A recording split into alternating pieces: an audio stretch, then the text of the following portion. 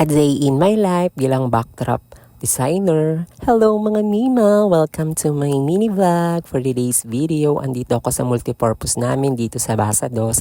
At dito ko aayusin yung ang backdrop ng first birthday ng aking pamangkin. I know, apo ko pala. Bali, anak ng pamangkin ko. So, dito tayo mag-aayos at ang motive niya is princess.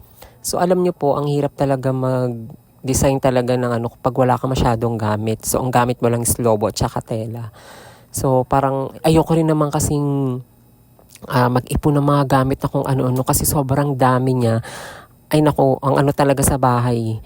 Grabe, mapupuno yung gamit mo ng pang-decor. Kaya, kung ano na lang yung naandyan, yun na lang yung ginagamit namin. Pero at least kahit papano, nagiging maganda yung outcome ng isang backdrop. Kahit na ang gamit lang is lobo, lettering, and tela, yun lang.